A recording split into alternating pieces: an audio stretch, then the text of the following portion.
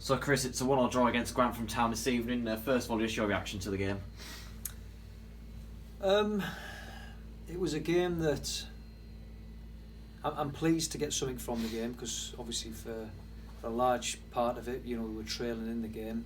So like I say, we showed a real spirited effort to get something from it, and I think we're maybe a little bit unlucky as well not to take all 3 points from this evening.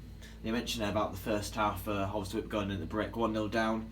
What was your view on the Grantham goal?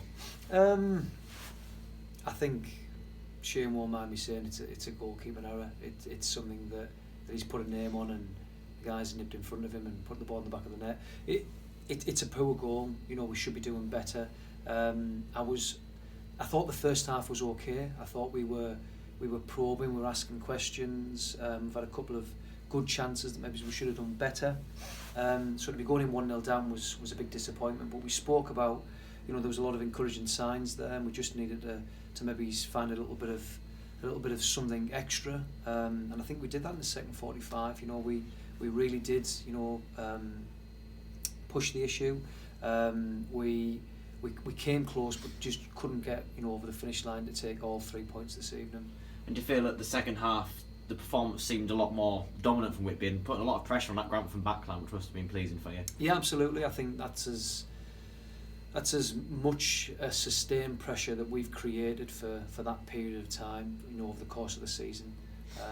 As I said, we needed, a little bit more from what we did in the first half, and we got that and got that more.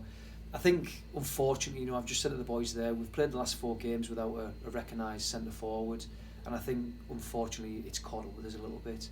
The guys that are up there, are doing a cracking job and putting everything in, but when it comes down to, putting the ball in the back of the net, some of the half chances, I think maybe we convert with recognised centre forwards, which ultimately could have meant that we've picked up a damn sight more points in the last 4 games than what we actually have.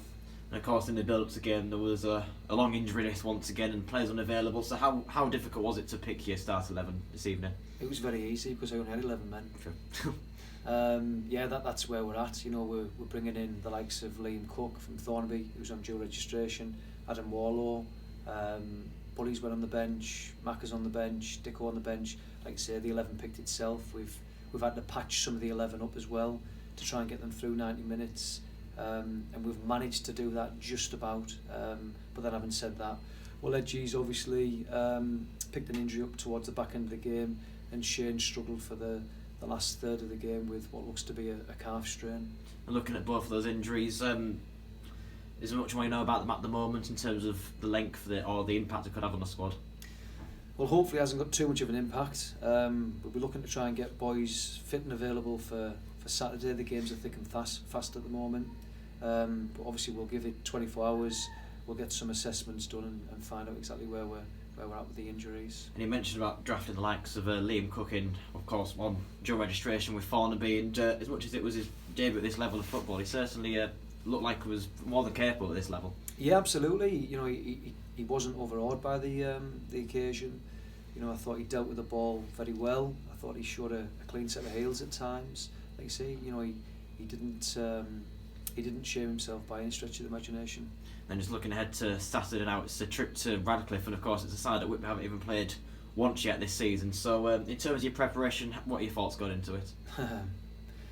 Try and find a 15 to travel. That's my thoughts. We, like you say, we're really depleted at the moment. Like I would imagine most clubs are when you're playing lots of games this time of the year. But to have 8 players missing before we went into the fixture, to then potentially have another 2 missing on the back of the fixture, that gives me a real headache. And like you say, my priority this week will be to ensure that we travel strong on Saturday. And of course, as well, into this game, Brad Fewster came on Saturday and played a few minutes, missed out tonight. Is there any updates on what's going on there at the moment?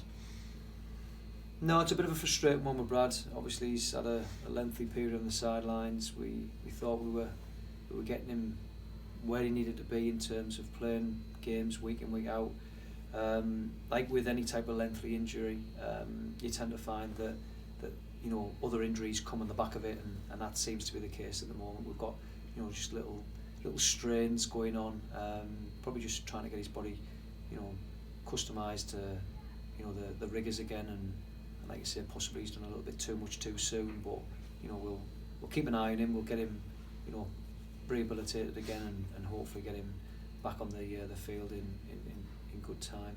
Thank you very much, Chris. Okay.